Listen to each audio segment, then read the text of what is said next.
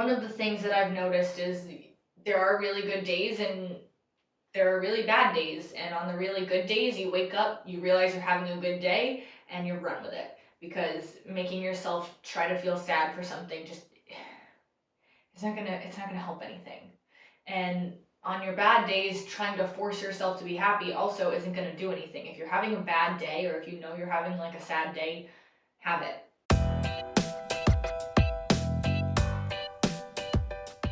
Hi guys. I know the last video I posted was heavy, a heavy kind of topic, obviously.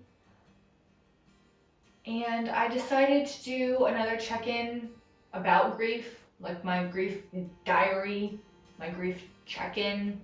When I had filmed that video, I was about a month out of my mom passing away, and now that I'm like a month and a half, things feel different, things feel the same. Talking about it helps me process things, and I am not seeing anybody professionally yet at this time. Maybe I will, but talking about it helps. So this is my check-in number 2 about this whole thing. Like I've said in previous videos, or the previous video, grief sucks. And it still does. And I don't think it's ever gonna stop sucking. And I mean, that's okay.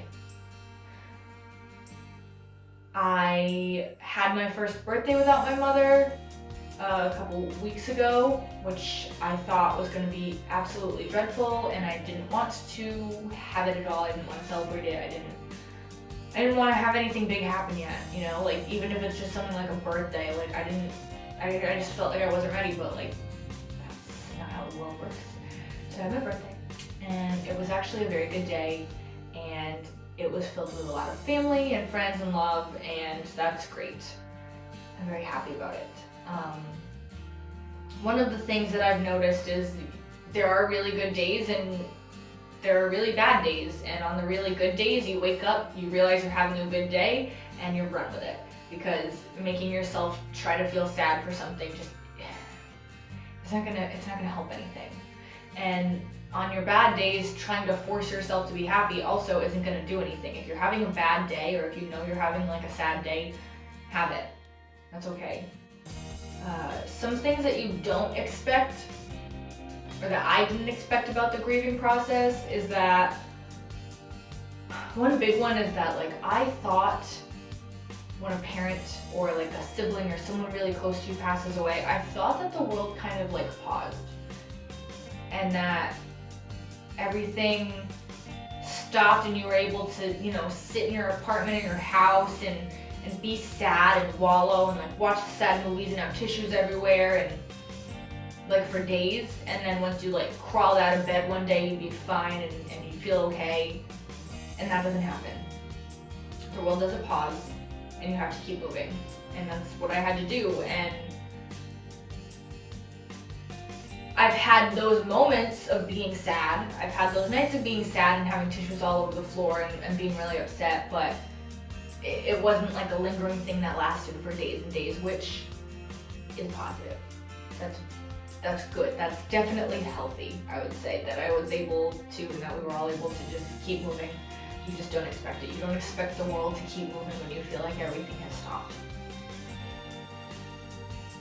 Because that's what it is. That's okay. So things don't pause for you. And people, for me anyway, there are people who know, there are people who don't know. Some people don't know, and then it like somehow comes out and they don't know what to say, and nobody knows what to say. And I don't expect anybody to know what to say. And some people avoid you because they don't know what to say, because they feel like I'm sorry isn't enough.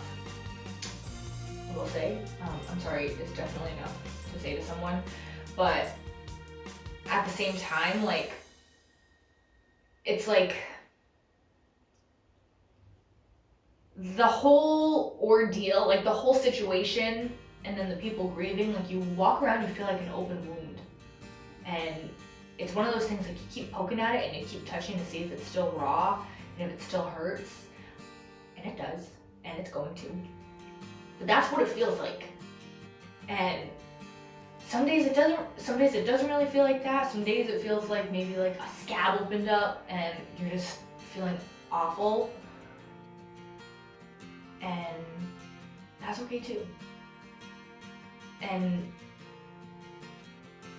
that really wasn't something that I expected, but I think comparing yourself to an open wound about the whole thing is the best analogy, because then other people, like, they see it and they know it's there, so they want to ask you about it, but they don't want to ask you about it because they don't want to pry. And some people just go right into asking what happened and assuming different things, and they're never right, and it's a lot, and it's overwhelming. And that's not something, I know, like, as I'm talking through this, like, that's not something anybody can control. Like, no one's gonna know the right words to say all the time.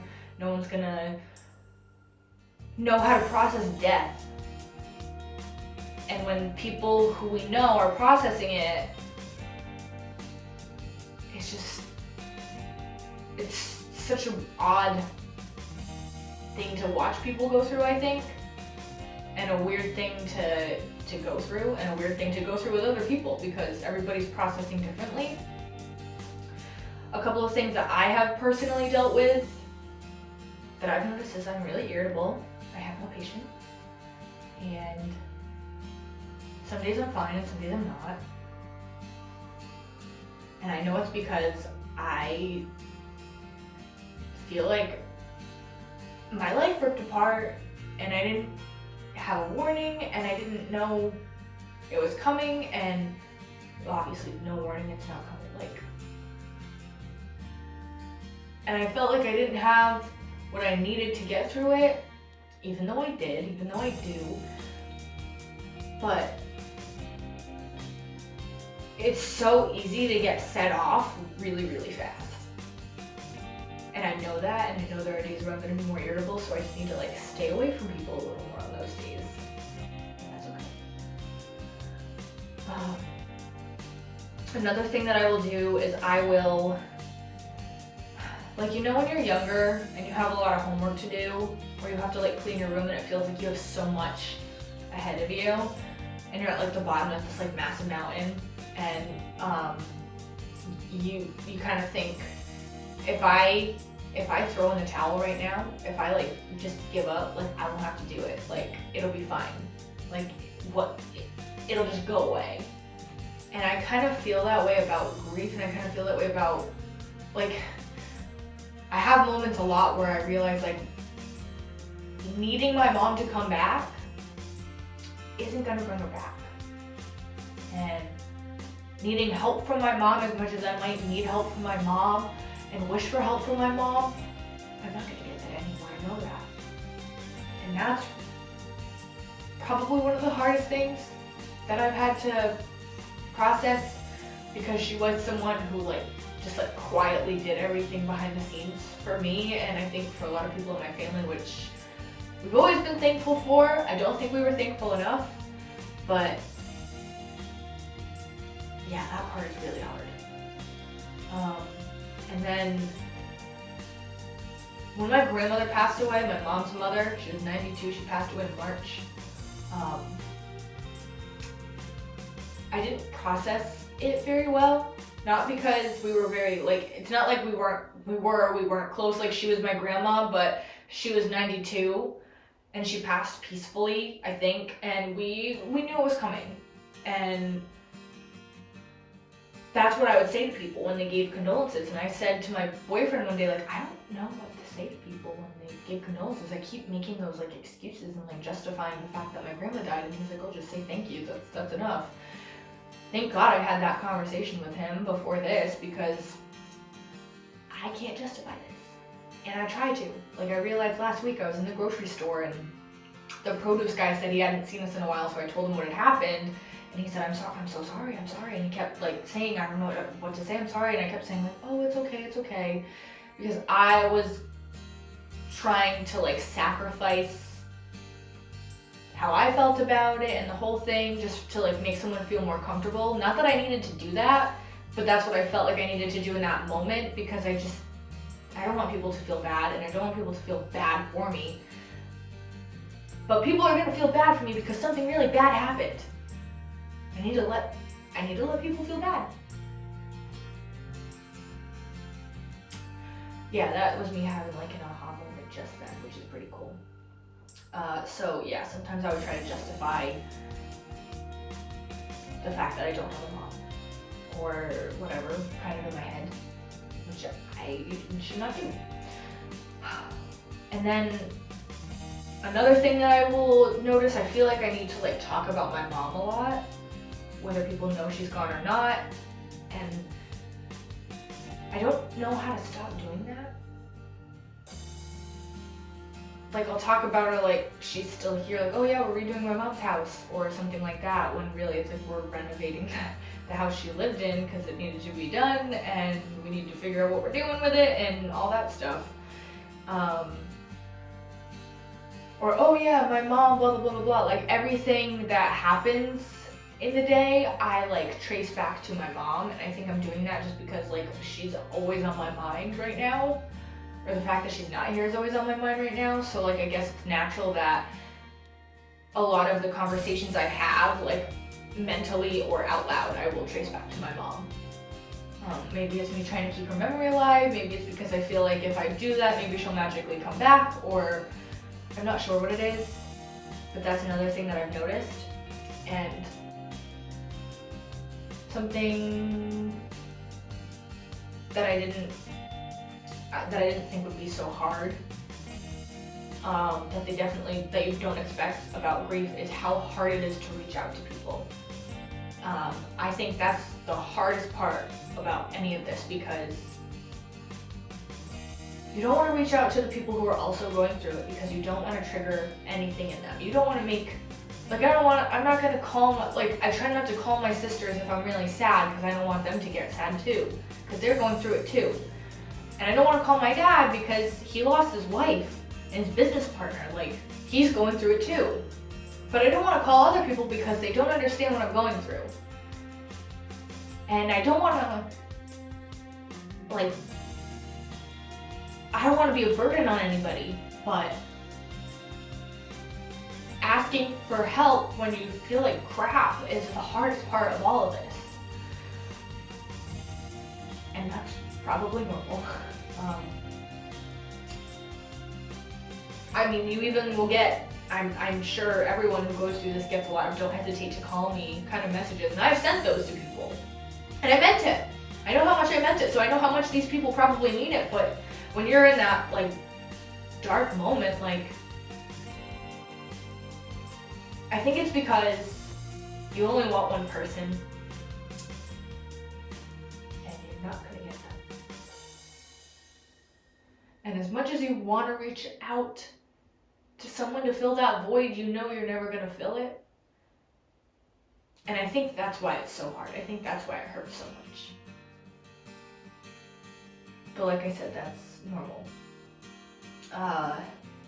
There are 5 stages of grief, according to Elizabeth Kubler-Ross.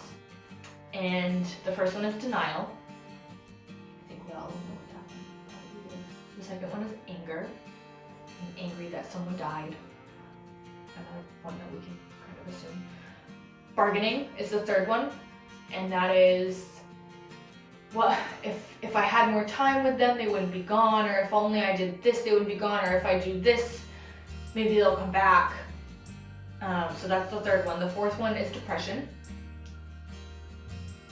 It's pretty self-explanatory. And then the fifth one is acceptance.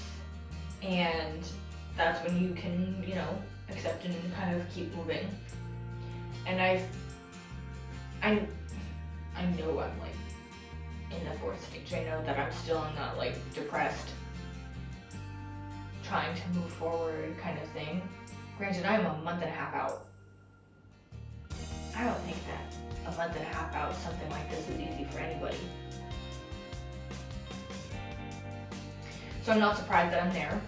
I am trying to be really, really keeping an eye on just everything that I do, and trying to manage my stress stress levels, trying to make sure that I work out and eat really well, and that's just what I'm doing. And I, talk to people when I can, and I'll probably end up talking to a professional at some point. Honestly, right now, like, I just turned 26, so I gotta get the insurance thing figured out. That's why I haven't done anything yet, because I gotta figure all that stuff out before I can do anything. But I know that talking to someone would be helpful, so that is a plan. Yeah, so that's where I'm at now. That's grief diary, grief journal, grief check-in number 2. If you are going through anything like this, I am so sorry. And I hope that if you do go through this, if you are going through this, you can relate, or maybe you don't feel so crazy if you feel this way for feeling this way. I know death is a normal part of life, but I didn't realize how much it could shake you and how much it could kind of like tear you down a little bit. Anyway, if you have questions, if you have anything you want me to cover in future videos, let me know.